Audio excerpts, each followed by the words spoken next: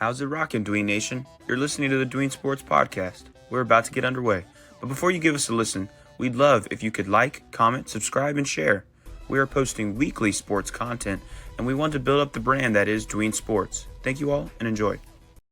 Welcome in, Dween Nation. This is your host, Justin Paez, alongside Genoa Agudelo, and we're here to look at what Week 15 brought us as fans, as analysts, as podcasters. A lot happened. A lot of points were scored for most teams. Another big Josh Allen performance, and just on and on. I mean, some crazy week-winning types of games. Hopefully you were on the good side of that. But before we dive into our takeaways from this week, how you doing, Genoa? Yo, Dween Nation, how's it going? Justin, what a crazy week there we had in fantasy. I mean, a ton of points were scored, especially by players that we haven't heard from all season, like James Cook, Devontae Adams, the guys that were just on and off this year. And they delivered. If you were in the fantasy playoffs and you were able to start these guys, and you had some Lions players or you had some, of course, Josh Allen, man, congrats to you. You should be able to be moving on. Despite these two Monday night games. But what a weekend it was, Justin. An interesting weekend there. A ton of fantasy points scored across the board. Sets up a ton of storylines going into Week 16. Yeah, man. I'm excited to get into it. My top one is about Baker Mayfield in this matchup. I didn't have high hopes for it. I thought, it's a very tough matchup for Baker going into a, SoFi against a very solid defense. The Chargers have been very good on the defensive end all season long, but he played them a fiddle. I mean, Mike Evans had a phenomenal game, and with this type of performance from Baker Mayfield, I think because his rest of season stretch is very, very easy. He gets Dallas and Carolina over his next 2 weeks. He could be your league-winning quarterback. I don't think he's in many people's waiver wires. He's 90% owned, so he's on rosters. Hopefully he's on a playoff roster. But if you're deciding between, I don't know, Kyler Murray or Jordan Love or Mahomes or even Bo Nix and Herbert and Stroud, I would go with Baker Mayfield hands down. And I think that he could lead you to your fantasy title. Absolutely, Justin. I mean, like you said, his schedule is phenomenal there. He gets Dallas next Sunday night, which Dallas, they held their ground a little bit yesterday against Bryce Young and that Panthers offense, which doesn't have too many playmakers there, but still let off a 60-yard touchdown to Coker there, third string wide receiver, and this time they're gonna have Mike Evans to go against, who's done good against the Cowboys, who's scored touchdowns. If you look up his history in Jerry World, he's scored a touchdown, I would say, his last 2 or 3 games. Not just against the Cowboys overall, but the Cowboys in Cowboys Stadium and AT&T Stadium there. And he'll have Jace McMillan, who's breaking off there. And obviously you have Kate Otten to worry about. And so definitely love this matchup next week for Baker Mayfield. So that's really good there. And then championship weekend, he gets a home game against the Panthers, who are kind of going to want to stop the run because the last time they faced off, Bucky Irving had a great game. So definitely like Baker Mayfield's last 2 games there. If you're able to start him, go ahead and fire him up. I would even say, I don't know if this is a hot take, but I would take Baker Mayfield to start. Now, I know Jared Goff had a great game yesterday, but I think he's going to Chicago, which I don't really like that matchup all too much. Right. So I wouldn't mind starting Baker Mayfield next week over Jared Goff. For me, Justin, man, my first takeaway is wide receivers are going to be the reason why titles are won and titles are lost. Looking at yesterday, what a great weekend for wide receivers there. We had CeeDee Lamb break off. We had Devontae Adams, 45 points there. A.J. Brown came back to the fantasy world and gave fantasy managers what they were waiting for. Amon-Ra St. Brown, what a phenomenal game. We expected Amon-Ra St. Brown to go off yesterday. Jerry Jeudy go over 100 yards there. Puka almost had 100 yards. And Brian Thomas Jr., what a breakout game, even without Trevor Lawrence, was able to go off there. Malik Neighbors with a touchdown there and 80 yards. Nico Collins there, 2 touchdowns, my guy. Mike Evans, 2 touchdowns and over 100 yards. I mean, I can go on and on and on. Wide receivers are going to be the reason why players or fantasy managers are going to win a championship. Also, they're going to be a main reason why they're going to lose. Looking at Marvin Harrison there, didn't even break 40 yards there. Looking at DK Metcalf, he has struggled. Calvin Ridley struggled yesterday. And obviously, we're going to see what Jettas can do tonight. Even Jamar Chase had a somewhat okay game, 94 yards, didn't score, and that's going to be the reason why some teams or some fantasy managers are going to win. And you know what, Justin? Going into next year, I'm expecting like 7 wide receivers to be taken off on the board. Last week we talked about, I mentioned that Puka Nacua was going to be a top 4 pick, and he was able to have a pretty decent game in the rain. Very impressive there. Let's see guys like Devontae Adams. It's going to be really interesting to see where he goes. I forgot to even mention Terry McLaurin had a great game there. So wide receivers were unbelievable this year. Nico Collins is going to go in the first round next year, of course. And so will Jettis, so will CeeDee Lamb, maybe even A.J. Brown towards the end of the first round. So, wide receivers were oh so spectacular this week. And I'm excited to see what happens these next two weeks because it doesn't matter what running backs you have or quarterbacks, it's all going to come down to what wide receivers produce these next 2 weeks on how managers will win the championships. That's perfect what you're saying because I'm counting here 27 wide receivers had double figures this week. So like a lot of people produce for you, and then you mentioned some guys that did not produce, and how important it is. Like you got guys like Jamar Chase who can go for 40 something. Looks like Devontae Adams is still capable of doing that. Evans and Amon-Ra had, and Brian Thomas had 30 plus. Even Devonta Smith got in there. Jalen Coker and Rashad Bateman cracked the top 10 in fantasy points on the wide receiver position. So they are uber important. And I want to give you your flowers because your bold predictions last week were on it. You had Aaron Rodgers going to be one of the top quarterbacks on the week. He wasn't number one because of Josh Allen and Jared Goff and Lamar, but right behind that, and in any normal week, he could have been the top quarterback playing, and that related to you talking about Adams. Let me thinking about that.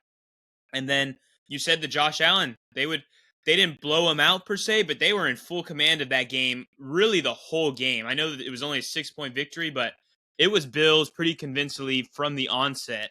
So those two, I got to give you your chops with. I don't remember your third bold prediction, but great job there. But yeah, I think these wide receivers, they are crazy important. Running backs can be wishy-washy, but these top guys, man, I think that the cooler thing too is that like you can pick a guy like Mike Evans, or you can have a guy like Brian Thomas Jr. you get later in drafts that can become your star players. So that's what's so cool about the wide receiver position in fantasy. So I like that they're moving to my second take. It's a sour one, and it is pretty a personal one because in 2 of my biggest leagues, I have Kyler Murray in them, and he has been one of the most frustrating players to own all season long. I in both leagues, I was on the Kyler Murray Trey McBride stack. They currently have a combined 0 touchdowns together, so that stack never worked. And it's because Kyler Murray is just not that guy. I don't know what it is. He makes poor decisions at times.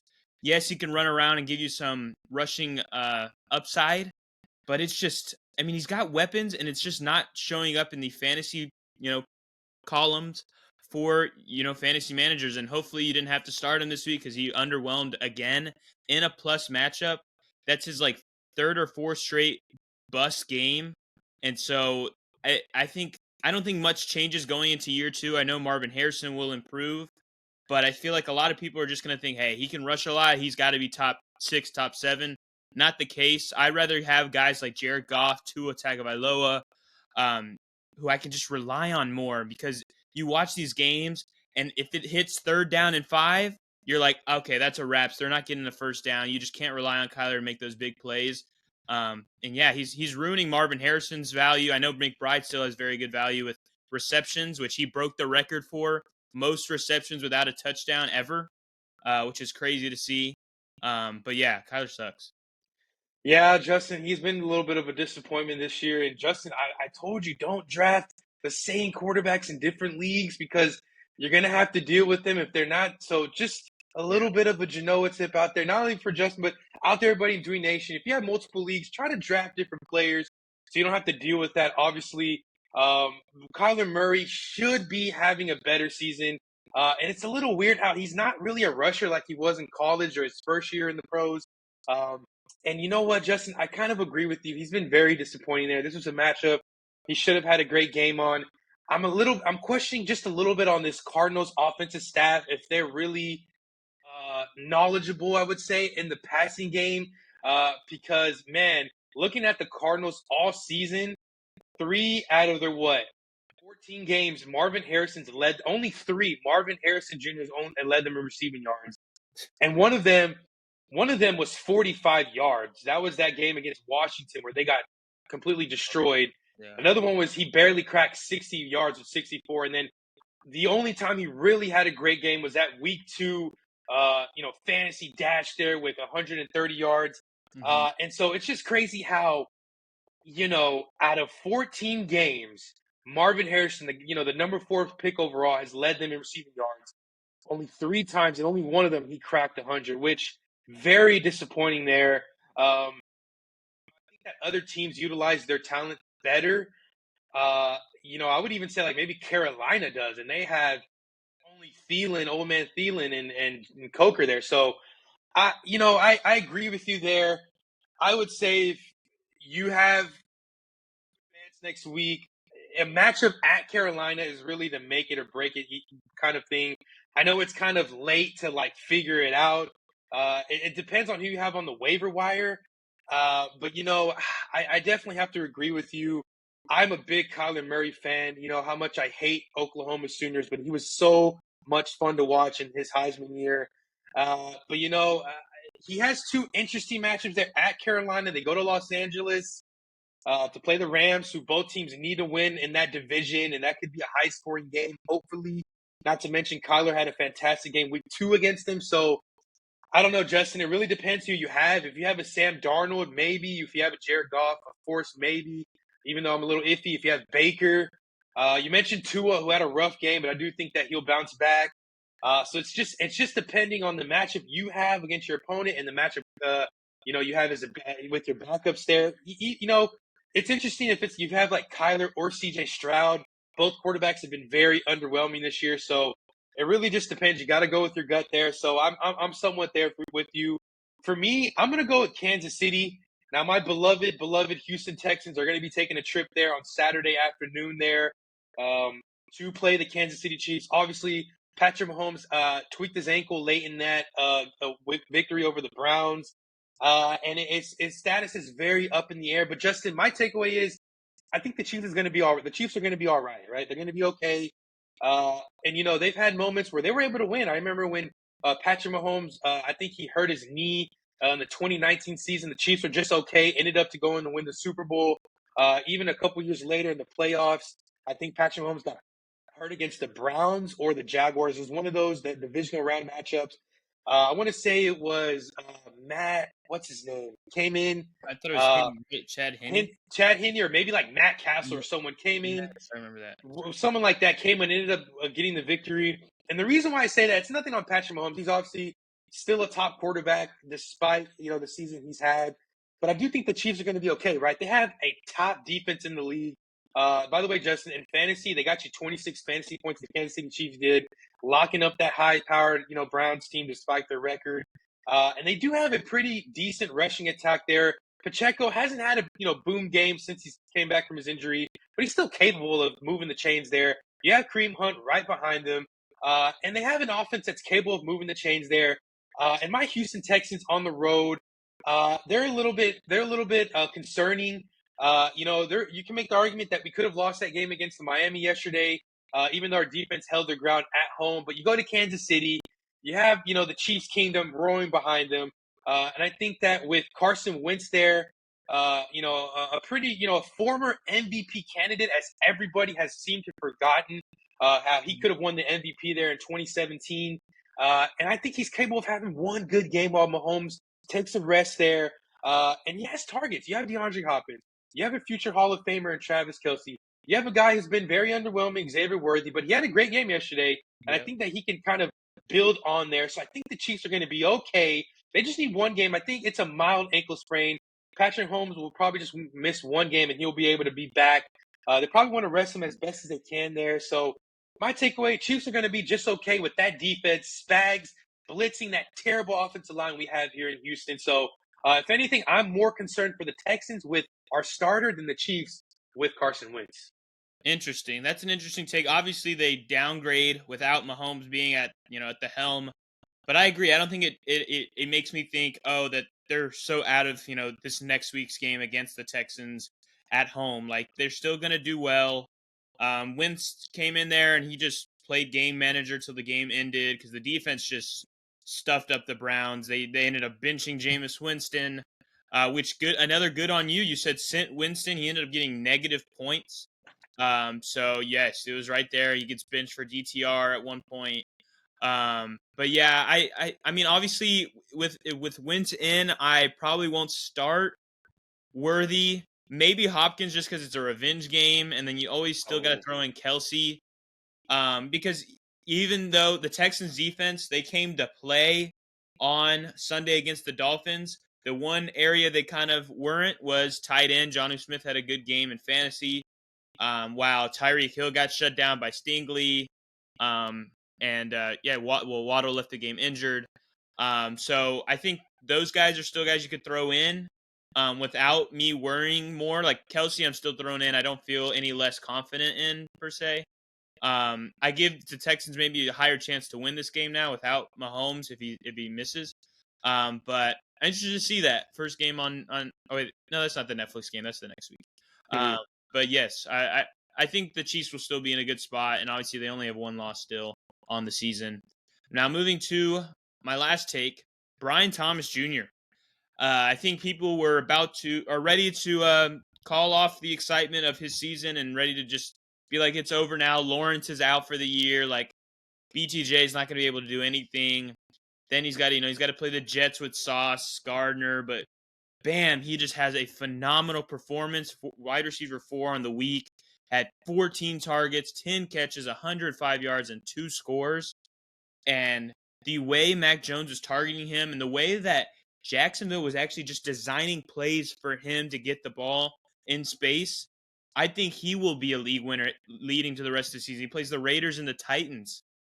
Titans don't have L'Jarius Sneed. I know Jamar didn't have his crazy phenomenal game on Sunday, but I think that BTJ is going to be a great play rest of the year. He has been the best rookie wide receiver.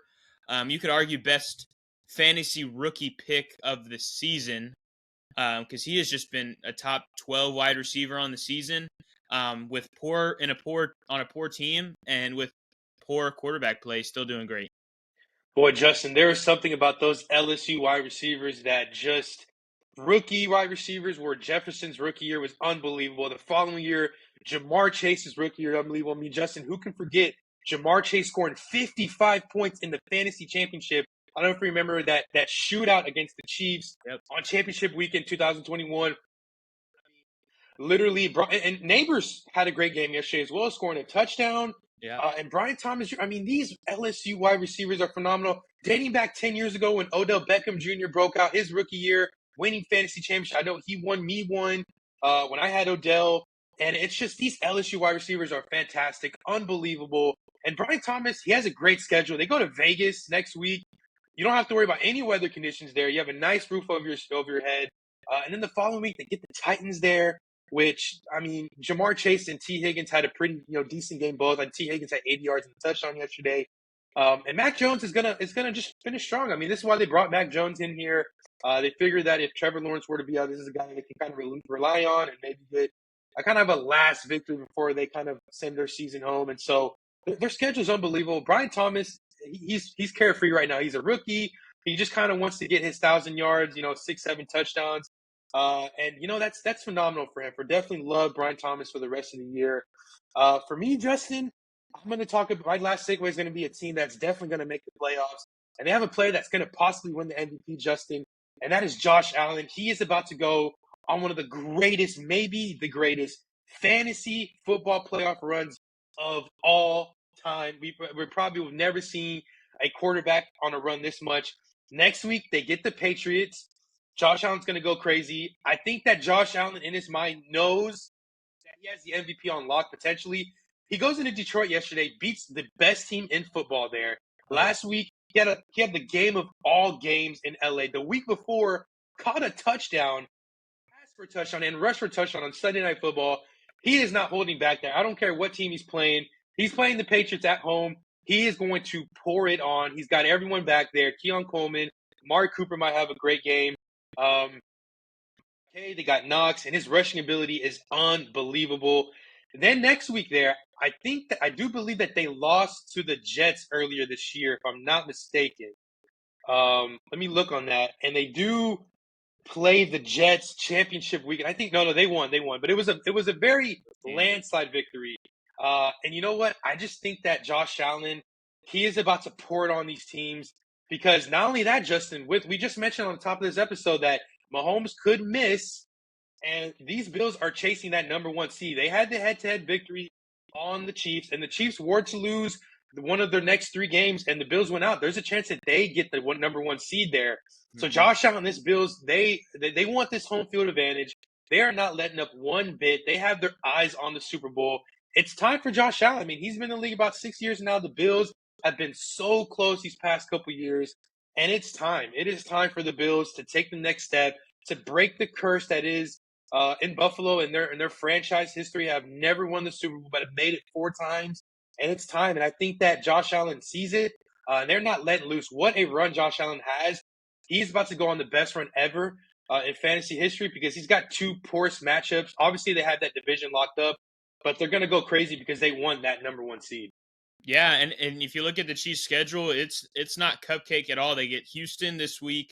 Then they go at Pittsburgh and at Denver. So those are 3 games that they could lose, especially if Mahomes is out, while Buffalo has New England twice and Jets once.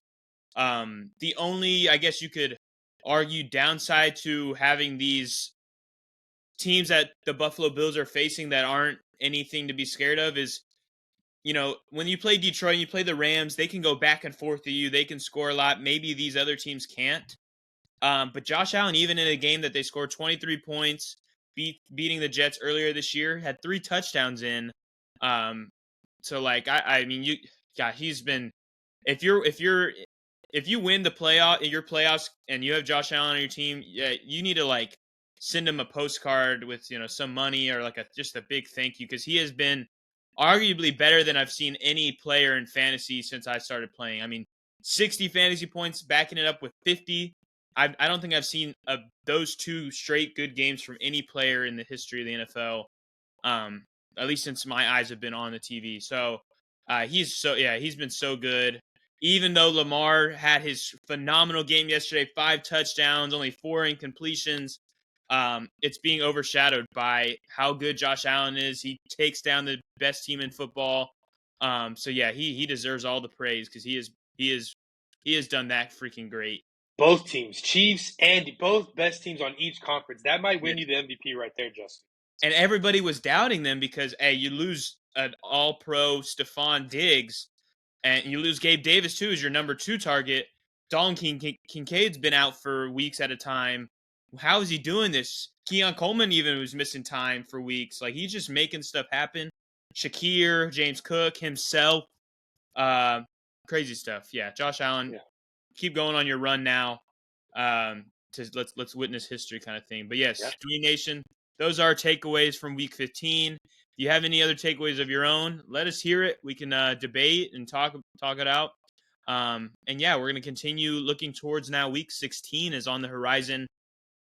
So hopefully you are still fighting the good fight to hopefully win your championships. But yes, thank you guys for listening. And Jano, send us out. Yo, Dewey Nation, this was our takeaways for week 15, which was a phenomenal week. We're kind of closing the door. We're looking forward to week 16. So go ahead and check out our waiver wire picks. We have a ton of content that'll be out later this week as well. Not to mention, we'll have some college football content now that the playoffs are starting this weekend. A fun time, exciting time here at Doing Sports. This next month and a half is going to be absolutely so much fun. So stick with us there. We love you guys. Thank you for watching. And as always, peace.